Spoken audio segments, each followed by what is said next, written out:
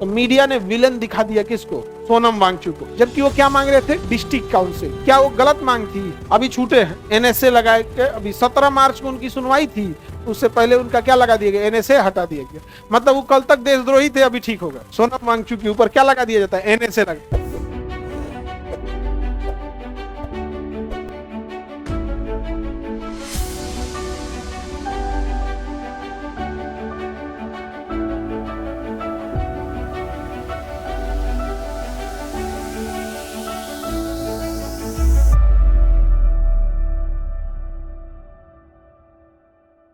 यदि कोई क्षेत्र जनजातीय क्षेत्र है तो उसका एक डिस्ट्रिक्ट काउंसिल बनेगा और डिस्ट्रिक्ट काउंसिल डिसीजन देगा कि आपको करना है या नहीं। शेड्यूल 6 में जैसे असम, मेघालय, त्रिपुरा, मिजोरम, यहाँ पे कुछ जनजातीय क्षेत्र है, अब वो जंगल में रहबे करेगा। अब जंगल के नीचे आपको हीरा मिल गया, अब आप कहिएगा हम काट के हीरा निकालेंगे, तो इसे जनजाति कहेगा हीरा हम पहनते ही नहीं, हीरा हमारे लिए किसी काम का नहीं, भागो, हमारे लिए जंगल है। तो बड़का बड़का कंपनी वाला सुनेगा, सब काट देगा सब जंगल। तो इसीलिए उसी समय पहले ही अंबेडकर साहब शेड्यूल 6 दे के गए हैं कि शेड्यूल 6 फिर आर्टिकल 44 कहां की ओर भेज देगा? 244 कहां भेज देगा? अनुसूची 6 कहां भेजेगा? अनुसूची 6। अनुसूची 6 में कहा गया है कि हाईकोर्ट, सुप्रीम कोर्ट नहीं जाइए, जाइए उसके जिला काउंसिल में, डिस्ट्रिक्ट काउंसिल में, और डिस्ट्रिक्ट काउंसिल में वही बैठे हैं। अगर वो परमिशन देंगे कि आप खनन करना है तो खनन कीजिए, बिल्डिंग बनाना है तो बिल्डिंग बनाइए, तभी अलाउ होगा, नहीं तो अलाउ नहीं होगा। शेड्यूल 6 पावर देता है कि नहीं? इसलिए बचा हुआ है असम, मेघालय, त्रिपुरा, मिजोरम, आज भी वहां बचा हुआ है कि नहीं? अब ये शेड्यूल 6 बहुत जरूरी है। अब जनजाति जहां रहेंगे वहीं पे शेड्यूल क्या दिया जाएगा? 6, और वहीं पे कौन सा भाग दिया जाएगा? 10। और जहां जनजाति ही नहीं है वहां नहीं। जैसे यूपी और बिहार की बात करेंगे तो यहाँ ज्यादातर एससी हैं, एसटी कम है, एसटी की संख्या क्या है? कम है। लेकिन वही झारखंड की बात करेंगे तो एससी कम है, एसटी ज्यादा, वहां एसटी ज्यादा संख्या में। समझ आ रहा है कि नहीं आ रहा है? तो जहां पर एसटी रहेंगे, शेड्यूल ट्राइब्स रहेंगे, वहीं ना भाग 10 दीजिएगा आर्टिकल 244 और शेड्यूल 6 दीजिएगा, कि रहेंगे नहीं तो शेड्यूल 6 दे दीजिएगा। और 2019 में क्या हुआ कि 2019 में कश्मीर से धारा 370 को हटा दिया गया, कश्मीर से धारा 370 को हटा दिया गया, और कश्मीर का एरिया बड़ा छोटा बनाया गया। ये छोटा सा एरिया जम्मू कश्मीर को दिया गया। छोटा एरिया किसको दिया गया? जम्मू कश्मीर को दिया गया। ये जम्मू कश्मीर को दे दिया गया, और ये एरिया लद्दाख को दिया गया। अब लद्दाख का जो एरिया है, यहां पर एसटी की संख्या है, शेड्यूल ट्राइब्स हैं, शेड्यूल ट्राइब्स हैं, तो क्या इन्हें शेड्यूल 6 देना चाहिए कि नहीं? भाग 10 में इनको आरक्षण है कि नहीं है? तो इन्हीं के लिए है भाग 10। लेकिन ये पहले से नहीं था, ये तो 2019 में टूटा है। पहले तो जम्मू कश्मीर विशेष रास्ता और 370 लगा हुआ था। तो जब 370 लगा हुआ था तो क्या मतलब बनता है शेड्यूल 6 और क्या मतलब बनता है भाग 10? 370 अपने आप में एक अलग कानून था, लाए थे गोपाला स्वामी आयंगर, बोल रहे थे गोपाला स्वामी। अब बदनाम कर दिए किसको? सरदार पटेल को, क्योंकि गृह मंत्रालय किसका है? आप समझो, राज्य का डिसीजन प्रधानमंत्री का नहीं है, राज्य का डिसीजन गृह मंत्री का है। तो 370 पे साइन करा लिया किससे? सरदार पटेल से। बदनाम किसको कर दिया? सरदार पटेल को। अलाया कौन? गोपाला स्वामी अयंगर। अब बदनाम कौन हो गया? सरदार। बताओ, अगर 370 गृह मंत्री हटाए हैं तो लगाए भी कौन होंगे?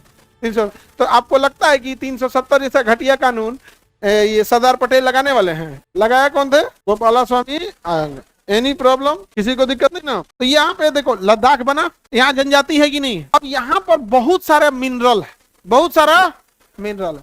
अब उस मिनरल को अगर आप खखोर के निकाल देंगे तो वहां इकोलॉजिकल इम्बैलेंस आ जाएगा, और यहाँ पे जब फैक्ट्री वगैरह लगे, यहाँ के बर्फ पिघलने लगेगा, यहाँ के लोगों को दिक्कत आएगा। तुरंत दिक्कत आएगा या 10-15 साल बाद? इस 10-15 साल में जो भी बड़ी बड़ी कंपनियां हैं पूरा खनन करके जा चुकी रही, यानी पैसा कमाए तुम, अमीर हुए तुम, अब भुगतेंगे यहाँ के लोग। क्या हुआ? बड़ी बड़ी कंपनियां झारखंड में गई, कभी रुंगटा स्टील तो कभी टाटा स्टील तो कभी जिंदल स्टील तो कभी ये स्टील, ये सीमेंट प्लांट, दुनिया भर की कंपनियां। अब भुगता कौन? झारखंड का। तो इसीलिए सोनम वांगचुक कह रहे थे कि देखिए आप जाइए और खान सर का फाउंडेशन का भाग 10 पढ़िए, भाग 10 पढ़िए, हमको एससी क्षेत्र का प्रावधान हमारे लिए डिस्ट्रिक्ट काउंसिल दीजिए, और कौन सा शेड्यूल में रखिए। अब आप कहेंगे पहले क्यों नहीं था? तो पहले क्या था? 370 था, चल जाते क्या 370 से पहले वहां निकालने के लिए? नहीं था। तो उनका कहना था कि हमको किसमें रखिए? शेड्यूल 6। किसमें रख दीजिए? शेड्यूल। 4 साल से मांग कर रहे थे। कितने साल से? 4 साल से मांग कर रहे थे। लेकिन इधर क्या हुआ? नेपाल का जब प्रोटेस्ट हुआ तो जेनजीज लोग को लगा कि हम बहुत कुछ कर देंगे। श्रीलंका में जेनजीज ने उखाड़ दिया, श्रीलंका, बांग्लादेश, नेपाल। तो वहां भी जेनजीज प्रोटेस्ट चालू होने लगा। तो हमारे देश में आप समझिए, हमारे देश में आप इस गलतफहमी में मत रहिएगा कि आप चुनाव जीतेंगे या चुनाव हारेंगे। यहां देश में चुनाव नेता नहीं लड़ता है, हमारे देश में चुनाव मीडिया लड़ती है। मीडिया में एक पार्टी को इतना डिफेम कर दो, इतना डिफेम कर दो और किसी को इतनी तारीफ कर दो, ये सारा खेल इसी पर है। क्योंकि हमारे यहाँ कोई सोच समझना नहीं, उसके व्हाट्सएप पे मैसेज चलाएगा ना कि फलानिया नेता का विदेश में 10,000 करोड़ रुपया है। समझा गया कि नहीं गया? एक समय था बाबा रामदेव थे, काला धन के लिए बैठ गए थे, 1 रुपया काला धन आया, काहे बैठो भाई, अन्ना हजारे अभी भी जिंदा है, अन्ना हजारे जिंदा है। न जाने कितना रेप हुआ, कितने घोटाले हुए, कितना करप्शन किया, क्या क्या हुआ, एक को बार निकले नहीं निकले। एक दिन हम उनको न्यूज सुने तो अब हमको याद है कि भैया ये जिंदा आदमी है अभी। तो मीडिया का क्या प्रभाव है? तो मीडिया ने विलन दिखा दिया किसको? सोनम वांगचुक को। जबकि वो क्या मांग रहे थे? District council. क्या वो गलत मांग थी? 4 साल से शांतिपूर्ण मांग रहे थे, नहीं मांग रहे थे, शांतिपूर्ण मांग रख रहे थे। और यहाँ पर उनको क्या डाल दिया गया? जेल में। हमारे यहाँ क्या डाल दिया गया? जेल में। किसी को दिक्कत? जेल में डाल दिया। अभी छूटे हैं, एनएसए लगाए के। अभी 17 मार्च को उनकी सुनवाई थी, तो उससे पहले उनका क्या लगा दिया गया? एनएसए हटा दिया गया। मतलब वो कल तक देशद्रोही थे, अभी ठीक हो गए। और वो क्या गलत मांग रहे थे? उन्हें शेड्यूल 6 लद्दाख को देना चाहिए कि नहीं? शेड्यूल 6 दीजिए भाई, आपको क्या जाता है? उनसे पूछ के निकालिएगा, आप निकालना ही नहीं देंगे सब। आपको न बर्फ तोड़ने देंगे, न खनन करने देंगे, न कुछ। वहां का इकोलॉजिकल सिस्टम खराब हो जाएगा।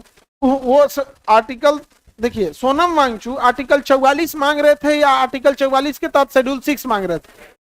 शेड्यूल 6 मेन पावर ये देता है। और यहां तक पहुंचने के लिए आपको क्या चाहिए? आर्टिकल 244। तो आर्टिकल 244 के तहत किसी भी शेड्यूल ट्राइब्स, जनजातीय क्षेत्र को अधिकार है कि राष्ट्रपति से कहकर अपने क्षेत्र को शेड्यूल ट्राइब्स में डलवा सकता है, शेड्यूल 6 में डलवा सकता है। शेड्यूल 6 में गया तो डिसीजन डिस्ट्रिक्ट मजिस्ट्रेट लेंगे या डिस्ट्रिक्ट काउंसिल? डिस्ट्रिक्ट। और डिस्ट्रिक्ट काउंसिल में कौन होंगे? एसटी लोग होंगे। समझ में आ गया कि नहीं आ गया? आप उनके कल्चर को खत्म कर दीजिएगा, उनका सबका अलग अलग है वहां पे। समझ में आ रहा है कि नहीं आ गया? बहुत सबका कल्चर अलग अलग है। आप नॉर्थ ईस्ट में जाएंगे तो वो अपने पूर्वज की हड्डी दरवाजे पे टांग देते हैं, जो कंकाल होता है ना, वो दरवाजे पे टांग देते हैं। अब बताइए, अगर आप उनको संविधान में प्रिविलेज नहीं दीजिएगा, अब उनका वही मान्यता है कि हम अपने जनजाति, हमारे पूर्वजों का कंकाल का जो खोपड़ी है दरवाजे पे टांगेंगे। अपनी यहाँ तो टांग दो ना, कल FIR होकर जेल जाओगे तुम। टांग दो एगो मानव का कंकाल अपनी दोरिया पे की खोपड़ी पे, यहाँ पे कल है। देखो पहले तो मोहल्ला वाला गाँव से भगा देगा तुमको, कहेगा ये तांत्रिक उंत्रिक कोनो काला जादू कर रहा है। नहीं समझ आ गया? तो शेड्यूल 6 समझ में आ गया? शेड्यूल 6 क्या देता है? डिस्ट्रिक्ट काउंसिल, यानी प्रशासन का खुद का अधिकार। शेड्यूल 6 एक छोटे लेवल का 370 है। शेड्यूल 6 जो है वो जिला लेवल का क्या है? 370। तो भाई जिला लेवल में क्या जा रहा है? अगर वहां खनन है, वहां दे दीजिए शेड्यूल 6।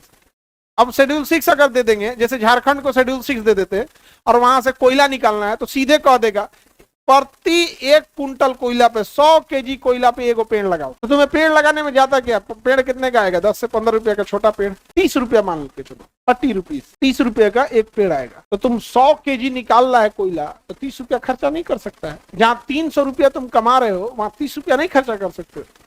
नहीं करोगे तो चल जाओ, नहीं करोगे तो चल जाओ। ये कब भेज सकते थे? जब आपके पास शेड्यूल 6 रहता तब। झारखंड का आदमी नहीं मांग पाया। आज जितना कोयला ले जाओ, इतना चोर है सब, कोयला ले गया सब, तो जगह खाली होगा, खोखला होगा, तो उसमें बांस भरा जाता था। लेकिन वो बांस की वैलिडिटी कितने साल? 8 साल 10 साल सड़ के खत्म होगा। तो जब सड़ के गिरेगा, तो जब बांस गिरेगा ऐसे, तो टकरा के चिंगारी निकलेगा और उसमें मीथेन गैस से आग पकड़ लेगा। तो सरकार कहती है उसमें बालू भरो। ये छोटा सा खाली मुहुआ पे बालू भर दिया सर, अंदर कोई खाली जगह था, वही फंसा और एक दूसरे से चिंगारी पैदा हुआ, मीथेन गैस में आग लग गया और धधक गया। और ये धधक रहा है आज से 25 साल पहले से। पूरा झारखंड झरिया आग की लपटों के ऊपर चल रहा है। आप में जो झारखंड के झरिया के क्षेत्र के जो होंगे, आप देखे होंगे इस चीज को। झारखंड के कितने लोग हैं? आप लोग के यहाँ एरिया झेल रहा है कि नहीं झेल रहा? और वहां के लोगों का लंग्स कैंसर हो रहा है, लंग्स कैंसर। वो सांस जो ले रहे हैं ना, तो प्रति सांस में वो क्या ले रहे हैं? जहरीला गैस। तो आर्टिकल बताइए, भाग 10 में कितने आर्टिकल? आर्टिकल 216। और ये हमें किस चीज की ओर ले जाता है? शेड्यूल 6। और अगर शेड्यूल 6 में चले गए तो वहां का प्रशासन उसी को दे देगा। एक तरह का छोटा सा 370 है उस एरिया के लिए। समझ में आया कि नहीं आ गया? तो क्या उसमें नागरिकता से संबंधित है? नहीं। 370 एकदम ज्यादा ही खतरनाक था, ज्यादा ही खतरनाक था। दिया कौन दिमाग उसको? गोपाला स्वामी आयंगर को ले आके लाद दिया। शेड्यूल ट्राइब समझ में आ रहा है कि नहीं आ रहा है? Any problem? अच्छा आप ये बताइए, शेड्यूल 6 में डालेगा कौन? 200 पावर किसको है? राष्ट्रपति। पावर किसको है? सोचो, राष्ट्रपति भी जनजातीय क्षेत्र से आती है, राष्ट्रपति द्रौपदी मुर्मू स्वयं जनजातीय आदिवासी क्षेत्र से आती है। जब देश का राष्ट्रपति स्वयं एसटी में आते हैं और उस देश में आर्टिकल कश्मीर में एसटी लगाने के लिए, शेड्यूल 6 लगाने के लिए एक व्यक्ति के ऊपर, सोनम वांगचुक के ऊपर क्या लगा दिया जाता है? एनएसए लगा। जबकि राष्ट्रपति स्वयं क्या है? एसटी हैं, स्वयं आदिवासी है कि नहीं है? उनको तो दर्द समझना चाहिए, उनको दर्द समझना चाहिए कि नहीं चाहिए? वर्तमान समय में राष्ट्रपति के पद को भी राजनीतिक रूप से खोखला कर दिया गया है, खोखला कर दिया गया। उसके बाद आप कहिएगा कि एसटी के साथ कहां भेदभाव हो गया? देख लो, राष्ट्रपति एसटी रहते हुए भी एसटी नहीं दे पाया। अब हम बोलते हैं कि चीजों को खत्म करो, तो कहेगा कि देखिए ये ऐसे बोल रहे हैं।